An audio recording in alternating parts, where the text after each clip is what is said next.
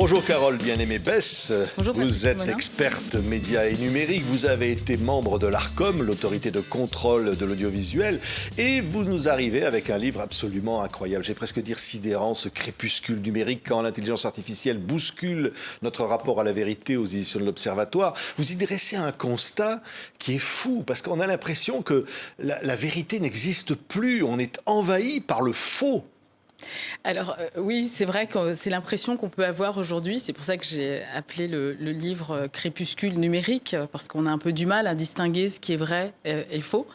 Et c'est vrai que l'intelligence artificielle, enfin les intelligences artificielles, parce qu'on a souvent affaire à des modèles différents, ont rendu quasiment toutes les choses que l'on pensait être intangibles, modifiables, falsifiables. Donc comment se fier à une voix ? Vous allez recevoir un coup de téléphone.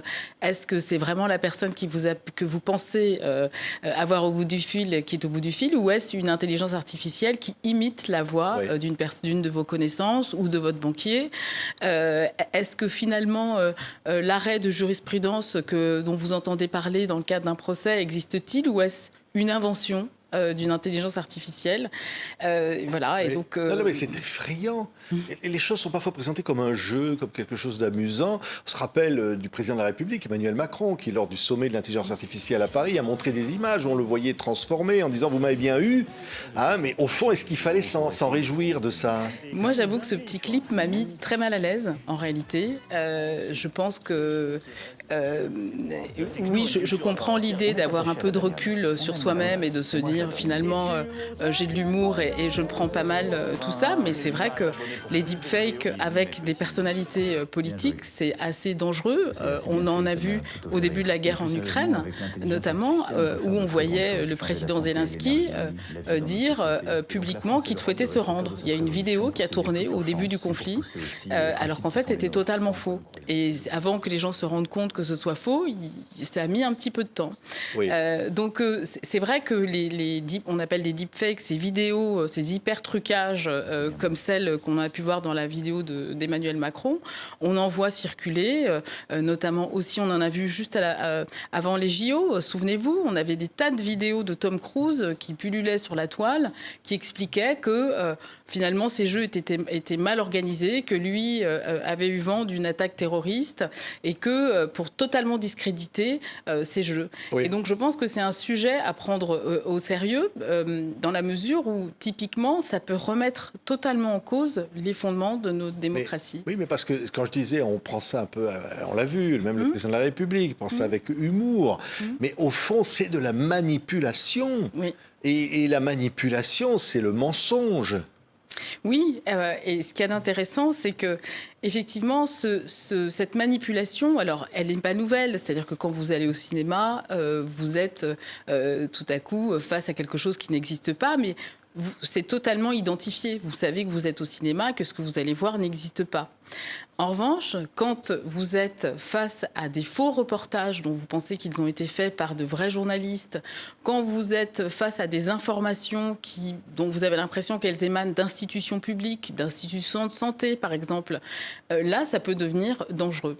Donc, je pense qu'on est dans une période où on n'a pas encore inventé les intelligences artificielles qui nous permettent de reconnaître ce qui a été falsifié. C'est les intelligences artificielles qui vont reconnaître les intelligences artificielles. Je pense qu'à l'œil nu, on s'est bien rendu compte qu'on avait, en tant qu'être humain, on était maintenant assez limité pour reconnaître ce qui était vrai, ce qui était faux. C'est-à-dire qu'on n'est pas tous en capacité de voir ce qui a été falsifié. Souvenez-vous de ces images absolument incroyables début 2023 qui avaient été créées par Midjourney, où on voyait Donald Trump en prison, on voyait aussi le président Macron pris à partie par des manifestants.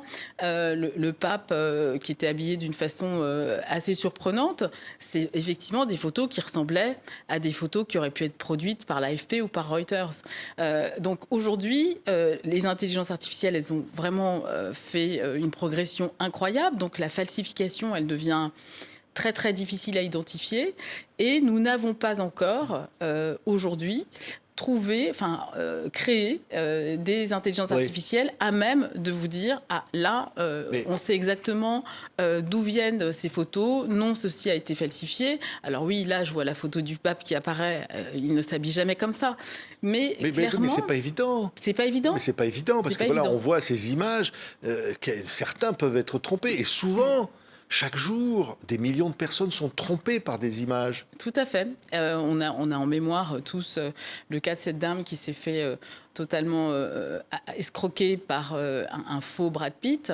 Ce qui est assez dur, c'est que cette dame, elle a été l'objet de moqueries, alors qu'en réalité, il y a des tas de gens aujourd'hui qui se font arnaquer, qui sont victimes d'arnaques, d'un faux banquier qui vous appelle, à qui vous allez donner vos codes. Ça arrive tous les jours.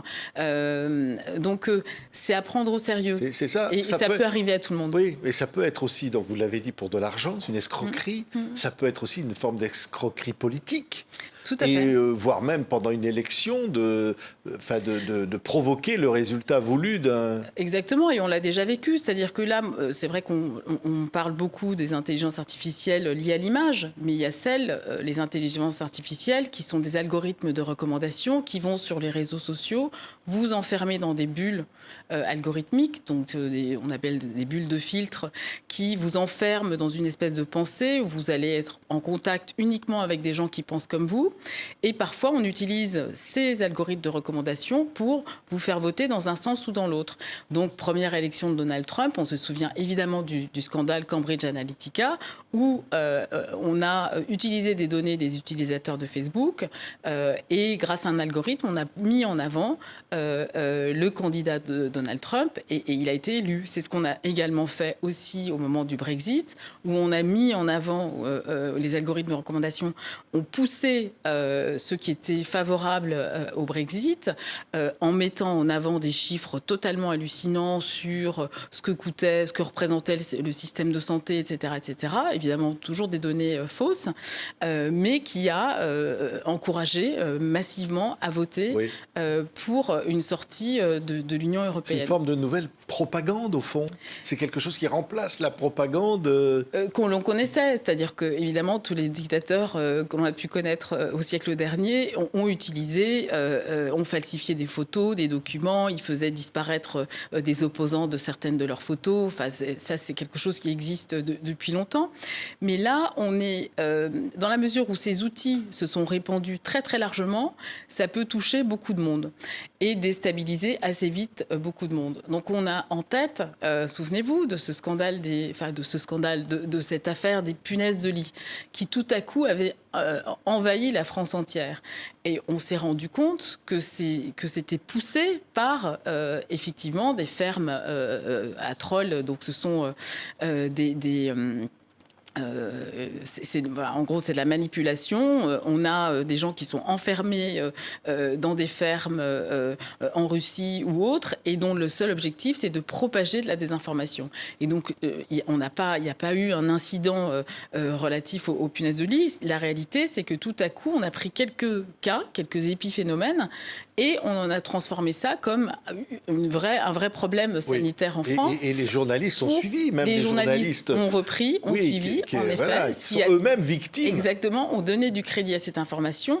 Et en fait, le seul objectif de ce type de démarche derrière, c'est de déstabiliser, c'est de décrédibiliser les dirigeants des pays concernés. Donc là, c'était de nous expliquer que finalement, le président Macron, son gouvernement ne faisait pas le nécessaire, que d'un point de vue de santé publique et sanitaire, la France pouvait être en danger, ne maîtrisait absolument rien, et que, typiquement, il fallait appeler au remplacement de ces dirigeants. Mais lorsque vous dites, Carole Bialabès, crépuscule numérique, c'est le titre de votre livre, c'est vraiment la fin du monde. C'est-à-dire qu'il y a un nouveau monde qui arrive. Parce qu'au fond, on a l'impression que La vérité, d'ailleurs, c'est dans votre titre aussi, notre rapport à la vérité est bouleversé, où on ne sait plus où est la vérité. Alors, moi, je veux rester optimiste parce que le propre de l'homme, c'est d'évoluer, de s'adapter et le cerveau aussi s'adapte. Et puis, comme je vous l'ai dit, les technologies, elles vont avancer de manière aussi fulgurante que celle qu'on a aujourd'hui pour nous aider à y voir plus clair. Moi, ce sur quoi j'alerte, c'est la manière dont on peut se sentir un petit peu... C'est-à-dire qu'on a un rapport à la vérité que on la met de plus en plus en doute. C'est-à-dire qu'on considère chacun la sienne. Et puis finalement, y a-t-il une vérité ? Ce sont les émotions qui finalement prennent le pas sur la vérité, sur les faits. Et c'est ça qui me pose problème. C'est-à-dire que on s'installe collectivement de manière assez confortable dans une espèce de quelque chose qui est flou et qui nous conviendrait, et de considérer que la vérité est relative et qu'il n'en a pas. Et c'est ça qui est problématique. C'est-à-dire qu'on doit tous, je veux dire, non, 2 et 2 ne font pas 5. Non, les vaccins ne rendent pas autistes.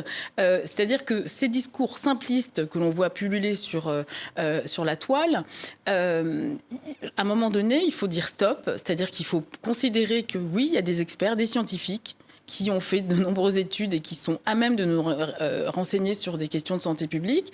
Et ensuite, oui, chaque individu a la parole et peut aller s'exprimer sur le sujet et donner son avis, mais l'avis de la personne lambda ne peut pas être mis au même niveau que les experts.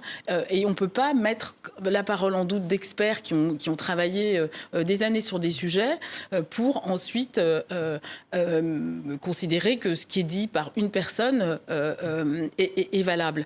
Donc oui, à la liberté d'expression, mais à un moment donné, on n'a pas tous le même niveau de connaissance. Oui. Et c'est ce sur quoi j'alerte dans le livre, c'est de finalement ces petits arrangements qu'on a avec la vérité. Je pense qu'il faut qu'on soit beaucoup plus vigilant. Mais en même temps, ne plus croire à ce qu'on voit, c'est-à-dire, on disait, oui, parce que c'est ça, au fond, potentiellement, presque dire l'escroquerie. De l'image artificielle. C'est mettre en doute. C'est quand même de réfléchir et de dire attention, c'est de réfléchir. C'est-à-dire que les informations qui nous parviennent, c'est-à-dire qu'on vit, on parle souvent d'obésité de l'information, puisqu'aujourd'hui, entre les médias traditionnels et les médias sociaux, on est submergé d'informations. Donc, on a du mal aussi, le cerveau a du mal à traiter toutes ces informations.